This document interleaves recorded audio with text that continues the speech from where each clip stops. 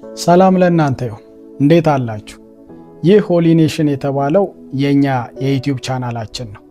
ሰብስክራይብ በማድረግ እንድትጀምሩ ጥሬን አቀርባለሁ። ዛሬ ከእግዚአብሔር ቃል አንድ ስፍራ ለጥቂት ደቂቃዎች አብረን እንድንመለከት የሚል ፍቅር ግብዣዬን ይዤ ወደ እናንተ መጥቻለሁ። አንደኛ ቆሮንቶስ መጽሐፍ ምዕራፍ 4 ላይ ያለውን ቃል አብረን እንመለከታለን። የእግዚአብሔር ቃል ሲናገር እንደዚህ ይላል፣ እንግዲህ ሰው እኛን እንደ ክርስቶስ ሎሌዎችና እንደ እግዚአብሔር ምስጢር መጋቢዎች ይቁጠረን። እንደዚህም ሲሆን በመጋቢዎች ዘንድ የታመነ ሆኖ መገኘት ይፈለጋል በማለት ሐዋርያው ቅዱስ ጳውሎስ ለቆሮንቶስ ቤተክርስቲያን ምዕመናን የጻፈውን መልእክት እናገኛለን። ምዕራፍ 4 ቁጥር 1 እና 2 ላይ የሚናገረው ለአገልጋዮች የሆነ ንግግር እንደሆነ ሁላችሁ ትመለከታላችሁ። ምክንያቱም ሐዋርያው ቅዱስ ጳውሎስ በዚህ ስፍራ ሲናገር ሰው እኛን በማለት ነው የሚጀምረው። ሰው እኛን እንደ ክርስቶስ ሎሌዎችና እንደ እግዚአብሔር ምስጢር መጋቢዎች ይቁጠረን በማለት ይጀምራል። ዛሬ በተለያየ መስክ በቤተ ክርስቲያን ውስጥ ለምታገለግሉ አገልጋዮች አንድን መልእክት ይዤላችሁ መጥቻለሁ። ሐዋርያው ቅዱስ ጳውሎስ በዚህ ስፍራ ሲናገር የምንመለከተው ነገር ሰው እኛን እንደ ክርስቶስ ሎሌዎችና እንደ እግዚአብሔር ምስጢር መጋቢዎች ይቁጠረን ብሎ ለአገልጋዮች የሚሰጠውን አቆጣጠር አገልጋይ ማለት ምን መጋቢ እንደሆነ፣ ምን አይነት መልእክት አቅራቢ እንደሆነ፣ ምን አይነት ምግብ አቅራቢ እንደሆነ በሚገባ ይነግረናል።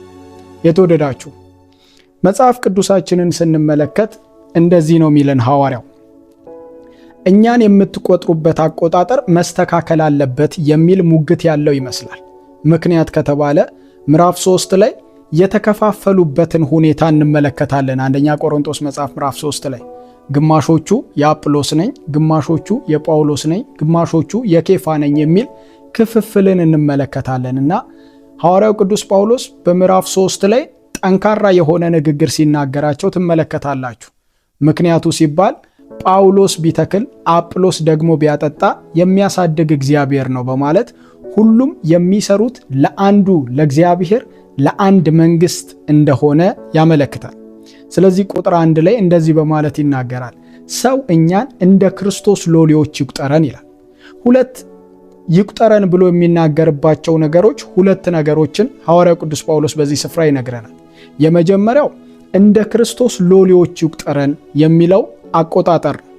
ወንድምቶቼ አገልግሎት ማለት ራሳችንን ከፍ የምናደርግበት እኛ ሂሮ ሆነን ጀግኖች ሆነን በሰዎች ፊት የምንታይበት ሳይሆን የክርስቶስ ሎሌዎች እንደሆንን፣ ክርስቶስን ብቻ የምንሰብክ እንደሆንን፣ ክርስቶስን ብቻ የምንናገር እሱን ጌታ የምናወራ እንደሆንን ማወቅና መረዳት እጅግ በጣም አስፈላጊ ነው። በዚህ ዘመን ያለ የአገልግሎትና የአገልጋይነት መልክና ልክ እጅግ በጣም የተዛባበት ጊዜ ላይ እንዳለን እናውቃለን። አገልጋይነት ብዙ ገንዘብ ማግኛ፣ አገልጋይነት ብዙ ንብረት ማፍሪያ፣ አገልጋይነት የተለያዩ ፓወርፉል የሆኑ ጉዳዮችን መቆናጠጫ የሚመስልበት ጊዜ ላይ ነው ያለነው። እንደ እውነታው ከሆነ ግን አገልጋይነት ማለት ወደ ታች መውረድ፣ አገልጋይነት ማለት ዝቅ ማለት እንደሆነ እንመለከታለን። ወንድምቶቼ አገልጋዮች የገንዘብ ባሮች አይደለንም። አገልጋዮች የንብረት ባሮችም አይደለንም። አገልጋዮች የሰዎች ሎሌዎችም አይደለንም። ኢንፋክት ሰዎችን ልናገለግል እንችላለን እንጂ የሰዎች ባሪያዎች አይደለንም። የኛ ባርነት የክርስቶስ ባርነት ነው። ለዚህ ነው ሐዋርያው ቅዱስ ጳውሎስ ሰው እኛን እንደ ክርስቶስ ሎሌዎች አድርጎ ይቁጠረን በማለት የሚናገረው። የተወደዳችሁ እዚች ጋር አንድ ነገር ልንገራችሁ። አገልጋይ የሚለው ቃል ትክክለኛ ቃሉ ሲፈታ ቀዛፊ የሚል ትርጉም ነው ያለው። ቀዛፊ ማለት ምን ማለት ነው ብለን ካልን ሐዋርያው ቅዱስ ጳውሎስ በነበረበት ዘመን ትልልቅ የሆኑ የሮማውያን መርከቦች እንዳለ ሁላችሁ ታውቃላችሁ። እነዚህ ትልልቅ የሆኑ የሮማ መርከቦች የሚገርማችሁ በባሪያዎቹ ነው መቅዘፍ ተደርጎ እንቅስቃሴ የሚደረግባቸው። ስለዚህ ካፒቴኑ ከፊት ተቀምጦ ባሪያዎቹን ምን እንዲያደርጉ ያደርጋቸዋል? እንዲቀስፉ ያደርጋቸዋል። አገልጋይ ተብሎ በአዲስ ኪዳን የተገለጹ ቃላቶች በሙሉ የሚናገሩት የቀዛፊነትን ተግባር፣ የቀዛፊነትን ሕይወት ነው። ስለዚህ ሐዋርያው ቅዱስ ጳውሎስ እየተናገረ ያለው እንደ ክርስቶስ ሎሌዎች፣ እንደ ክርስቶስ ባሪያዎች ሰው ሁሉ እኛን ይቁጠረን ብሎ በመጀመሪያ ደረጃ ሲናገር ምን እያለ ነው? እኛ መርከቡ እንዲንቀሳቀስ የምናደርግ ቀዛፊዎች ነን እያለ ነው። ካፒቴኑ ግን ኢየሱስ ነው እያለ፣ ካፒቴኑ ግን ክርስቶስ ነው እያለ ነው። የመርከቡ አቅጣጫ አስያዥ፣ የመርከቡ በማዕበል ላይ እንዲንቀሳቀስ ማድረግ፣ የመርከቡ የተፈለገበት ቦታ እንዲደርስ የማድረግ አቅምና ብቃት፣ የአቅጣጫ የመጠቆም ስልጣን ያለው ኢየሱስ ነው። እኛ ከታች ሆነን ቀዛፊዎች ነን፣ አንቀሳቃሾች ነን እያለ ነው የሚናገር። ቤተ ክርስቲያንን የሚያንቀሳቅሱ አገልጋዮች አሉ። ከግቧ የሚያደርሳት ግን መሰረቷ፣ የማዕዘን ራሷ፣ የአናት ጉልላቷ የሆነው ጌታችንና መድኃኒታችን ኢየሱስ ክርስቶስ። ወንድምቶቼ መሸወድ የሌለብን አገልጋዮች ምን እንደሆነ ታውቃላችሁ? የማ ባሪያዎች እንደሆንን ማወቅ። ስለዚህ ሐዋርያው ቅዱስ ጳውሎስ በመጀመሪያ ደረጃ የሚናገረው እንደዚህ ነው። ሰው ሁሉ እኛን እንደ ክርስቶስ ሎሌዎች ይቁጠረን ነው የሚለው። ሁለተኛ ደረጃ እኛን እንደዚህ ይቁጠረን ብሎ የሚናገረው ሐዋርያው ቅዱስ ጳውሎስ እንደ እግዚአብሔር ምስጢር መጋቢዎች ይቁጠረን በማለት ይናገራል። የተወደዳችሁ ይሄንን መልእክት እየተናገርኩኝ በመሃል አንድ ነገር ላስታውሳችሁ ፈልጋለሁ። ዩቲዩባችንን ሰብስክራይብ በማድረግ መልእክቱን ደግሞ ላይክ በማድረግ እንደዚሁም ሼር በማድረግ ለብዙዎች እንዲደርስ ቤተሰብ እንድትሆኑ ላስተዋውቃችሁ እወዳለሁ። ወደ መልእክቴ ስመለስ እንደ እግዚአብሔር ምስጢር መጋቢዎች ይቁጠረን ብሎ ሐዋርያው ቅዱስ ጳውሎስ ይናገራል። የተወደዳችሁ እንደዚህ ነው። ሉክ ምስጢር ማለት በሁለት ሰዎች መካከል ያለ ሌላ ሰው ሊሰማው የማይችል ሌላ ሰው በፍጹም ሊያውቀው የማይችል ጉዳይ ነው። ሁለቱ አካላት ብቻ ናቸው በዛ በተነጋገሩት ምስጢር ዙሪያ የሚፈጸምም ከሆነ እንዲፈጸም የሚሆንም ከሆነ እንዲሆን የሚተጉት። ስለዚህ ሐዋርያው ቅዱስ ጳውሎስ የሚናገረው እንደዚህ ነው። ሰው ሁሉ እኛን እንደ እግዚአብሔር ምስጢር መጋቢዎች ይቁጠረን ነው እያለ ያለው። የተወደዳችሁ የእግዚአብሔር ምስጢር፣ ሰማያዊ የሆነ ምስጢር አለ። እግዚአብሔር ለአገልጋዮቹ ሹክ ያለው፣ ለአገልጋዮቹ የተናገረው፣ አገልጋዮቹ ደግሞ ለማኅበረ ምዕመኑ ሁሉ ማስተላለፍ ያለባቸው እጅግ በጣም የተወደደ ዘመን የማይሽረው ዓመታቶች የማይቀይሩት የማይለወጥ ድንቅ የሆነ ርዕስ አለ። ይሄም ርዕስ ጌታችንና መድኃኒታችን ኢየሱስ ክርስቶስ ነው። የተወደዳችሁ የእግዚአብሔር ምስጢር፣ ሰማያዊ የሆነው ምስጢር ሌላ ነገር አይደለም። የተደበቀ ጉዳይ ሳይሆን ለሚያምኑት ሁሉ የተገለጠ ጌታችንና መድኃኒታችን ኢየሱስ ክርስቶስ ነው። ይሄንን ቃል በዚሁ በአንደኛ ቆሮንቶስ መጽሐፍ ምዕራፍ 2 ቁጥር 7 ላይ ሐዋርያው ቅዱስ ጳውሎስ ሲናገር እንደዚህ በማለት ይናገራል። ነገር ግን እግዚአብሔር አስቀድሞ ከዘመናት በፊት ለክብራችን የወሰነው ተሰውሮም የነበረውን የእግዚአብሔርን ጥበብ በሚስጥር እንናገራለን በማለት ይሄ የእግዚአብሔር ጥበብ የተባለው የእግዚአብሔር ሚስጥር የተባለው ጌታችንና መድኃኒታችን ኢየሱስ ክርስቶስ እንደሆነ ይናገራል። ስለዚህ አገልጋይነት ማለት የመጀመሪያ እንደዚህ ነው፣ የክርስቶስ ሎሌነት ነው። ሁለተኛ ደግሞ የእግዚአብሔርን ሚስጥር የምንመግብ፣ የእግዚአብሔርን ሚስጥር የምናወራ፣ የእግዚአብሔርን ሚስጥር የምንሰብክ ሰዎች ነን። ይሄ ሹክ የተባለው መጀመሪያ ለአገልጋዮች ነው። ወዳጆቼ ዛሬ እንደዚህ ልላችሁ መጥቻለሁ። የእግዚአብሔርን ሚስጥር የሚመግብ ሰው በዘመናት መካከል ማኅበረ ምዕመኑም ይሁን ራሱም አገልጋዩም የማይራቡ ናቸው።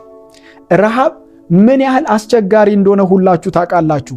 መንፈሳዊ ረሃብ ደግሞ ሲሆን እጅግ በጣም ከፍተኛ የሆነ አስጨናቂ ጉዳይ ነው የሚሆነው። በአንድ ቤተ ክርስቲያን ውስጥ ወይንም በአንድ የአማኝ ሕይወት ውስጥ መንፈሳዊ ረሃብ መከሰት ጀመረ ማለት ክርስቶስን መመገብ አቁሟል ማለት ነው። ክርስቶስን መመገብ ካቆመ ደግሞ መንፈሳዊ ሕይወቱ እየሰለለ፣ መንፈሳዊ የሆነው አካሉ እየደቀቀ ይሄድበታል። ሐዋርያው ቅዱስ ጳውሎስ እንዲህ በማለት ይናገራል። ሰው እኛን እንደ ክርስቶስ ሚስጥር መጋቢዎች ይቁጠረን ይላል። የእግዚአብሔርን ሚስጥር የሆነውን ክርስቶስን ለትውልድ ሁሉ የምንመግብና የምናወራን። መጋቢነት ማለት በጣም በሚገርማችሁ ሁኔታ መጽሐፍ ቅዱሳችንን ስናነብ በአንድ አካል ላይ ወይንም በአንድ ጉዳይ ላይ ስልጣን ያለው አካል ማለት ነው። ለምሳሌ ዮሴፍን ስትመለከቱት በዘፍጥረት መጽሐፍ ምዕራፍ 39 ላይ በጲጢፋራ ቤት ላይ ዮሴፍ መጋቢ ነበር። አቅራቢው ጲጢፋራ ነው፣ የሚመግበው የሚያሰነደው ግን ዮሴፍ ነበር። ዮሴፍ በሁሉ ነገሩ ላይ ስልጣን ነበረው፣ ኤክሰፕት ከሚስቱ በስተቀር ከጲጢፋራ ሚስት በስተቀር በሁሉ ነገሩ ላይ ስልጣን ነበረው፣ ሁላችሁ እንደምታውቁት። ስለዚህ የጲጢፋራም ባሪያዎች የሚመግበው የጲጢፋራን ነገሮች ሁሉ የሚያሰናዳው ዮሴፍ ነበር። ሐዋርያው ቅዱስ ጳውሎስ በዚህ ስፍራ ላይ የሚነግረን እንደዚህ ነው። የእግዚአብሔር ምስጢር መጋቢዎች ነን ይለናል። ምን ማለት ነው? አቅራቢ ስላለን እማንቸገርበት መጋቢነት ሕይወት ውስጥ ያለ ነው እያለ የእግዚአብሔር የብልጽግና አቅርቦት ስላለን፣ የእግዚአብሔር የበረከት አቅርቦት ስላለን የምንመግበው የምናጣ አይደለንም፣ የምናወራው የምናጣ አይደለንም፣ የምንሰጠው ነገር የምናጣ አይደለንም። ለምን? እጁ ሙሉ ከሆነ ከእግዚአብሔር ዘንድ ሚስጥሩ የተገለጠ፣ በረከቱ የተገለጠ፣ ብልጥግናው የተገለጠ ሕይወት ውስጥ ያለ ነው እያለ በዚህ መካከል ለምዕመናን በሙሉ የእግዚአብሔር ገጸ በረከትና የእግዚአብሔር ብልጥግና መውረድ ሲጀምር አገልጋዩም መጋቢውም ከዛ እውነት ተቋዳሽና ተማሪ እንደዚሁም ተመጋቢ ሆኖ ይኖራል ማለት ነው። እግዚአብሔር አምላክ ለዘላለም ይባረክ። ስለዚህ ዛሬ ለመጋቢዎች፣ ለአገልጋዮች በምድር ዙሪያ ያላችሁ ይህን መልእክቴን ለምትሰሙ ሁሉ እንደዚህ ይላለሁ። የአገልጋይነት ማለት የሌላ ነገር ሎሌነት ማለት ሳይሆን የክርስቶስ ሎሌ ሆነን የእግዚአብሔር ምስጢር መጋቢዎች ሆነን የተገለጥነን ማለት ነው። የተወደዳችሁ ቁጥር 2 ላይ ያለችውን ሐሳብ ልንገራችሁና የዛሬ መልእክቴን ላብቃ። እንደዚህ ብሎ ምዕራፍ 4 ቁጥር 2 ላይ ይናገራል። እንደዚህም ሲሆን በመጋቢዎች ዘንድ የታመነ ሆኖ መገኘት እጅግ በጣም እንደሚያስፈልግ ይነግረናል ሐዋርያው ቅዱስ ጳውሎስ። የእግዚአብሔርን ምስጢር የምንመግብ ከሆንን የክርስቶስ ሎሌዎች ከሆንን እንግዲያውስ በአገልጋይነታችን እንግዲያውስ በመንፈሳዊ ሕይወታችን ታማኞች ሆነን ልንዘልቅ፣ የማንጭበረበር ሆነን ልንዘልቅ፣ የሆነ ቦታ ድንጋይ መታኝ እንቅፋት መታኝ ብለን ወደኋላ የማንመለስ ታማኝነታችን እየተገለጠ የምንሄድ እንድንሆን ያሳስበናል። ስለዚህ ዛሬ መልእክቴን በዚህ ላብቃ። የክርስቶስ ኢየሱስ ሎሌዎች ነን፣ የእግዚአብሔር ምስጢር መጋቢዎች ነን። በዚህ ሁኔታ ውስጥ ደግሞ በታማኝነት መገለጥ ያስፈልገናል። ወዳችኋለሁ። ተባረኩልኝ። የእግዚአብሔር አብ ፍቅር፣ የክርስቶስ ኢየሱስ ጸጋ፣ የመንፈስ ቅዱስ ኅብረት ከእናንተ ጋር ይሁን። ሰብስክራይብ ማድረግ እንዳትረሱ። ላይክ እና ሼር እያደረጋችሁ ቤተሰብ ሁኑ። ያላችሁን ሐሳብ አስተያየት ደግሞ በኮመንት መስጫው ላይ መግለጥ ትችላላችሁ። እግዚአብሔር ይባርካችሁ። ተባረኩልኝ።